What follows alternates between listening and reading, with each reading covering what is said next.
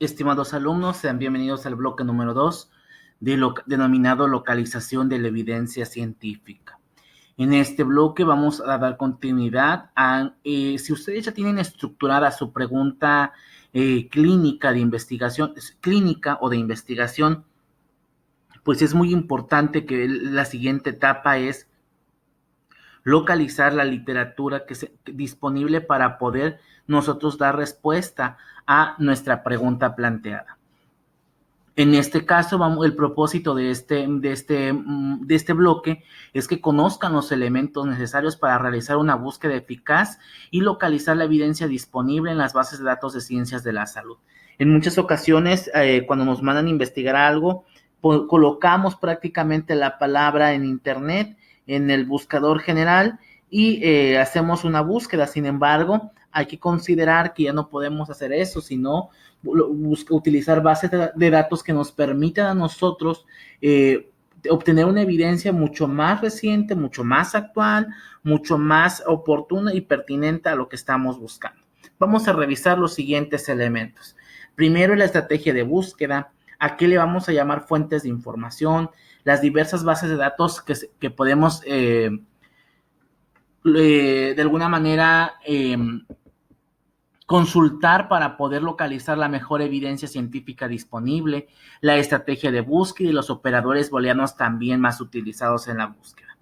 Entonces, en este sentido, actualmente, pues todo el profesional de la salud que quiere desarrollar una búsqueda de información sabe que debe consultar alguna fuente electrónica.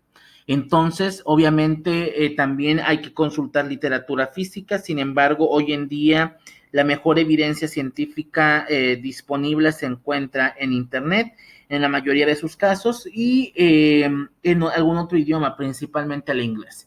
Muchas veces se encuentra con problemas que a menudo les hace desistir o llegar a la conclusión atrevida de que no hay datos sobre su tema.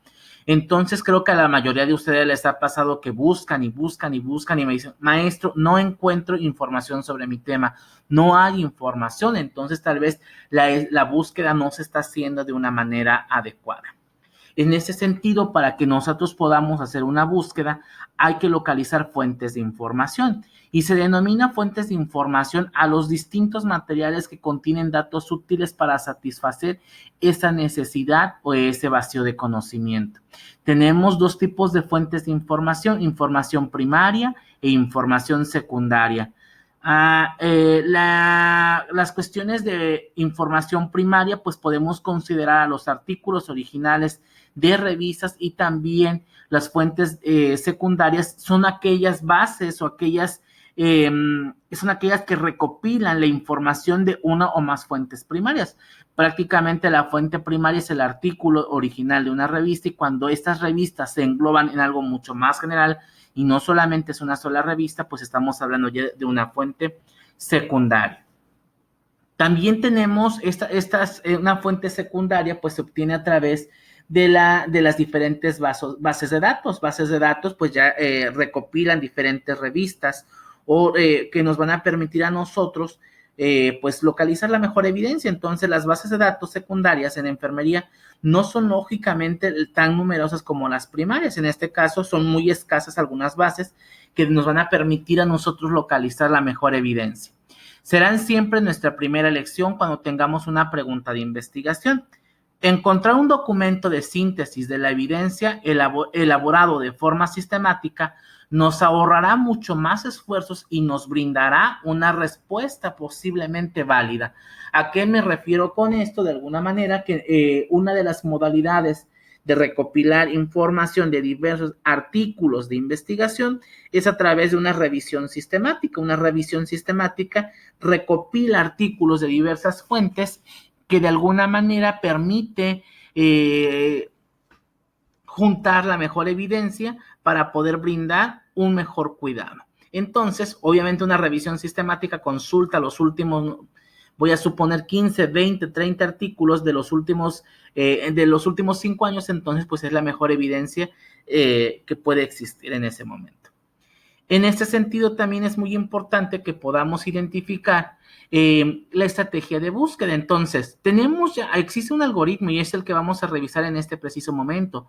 Algoritmo para la realización de una búsqueda. Si iniciamos, tenemos nuestra pregunta claramente definida, podemos decir que sí o no. En este caso, si tenemos que no, tenemos que formular nuestra pregunta y nuestra pregunta debe de tener los 3 o 4 elementos que se han planteado desde el inicio. La población, o problema, la intervención, la comparación y los resultados, dependiendo lo que queremos nosotros buscar.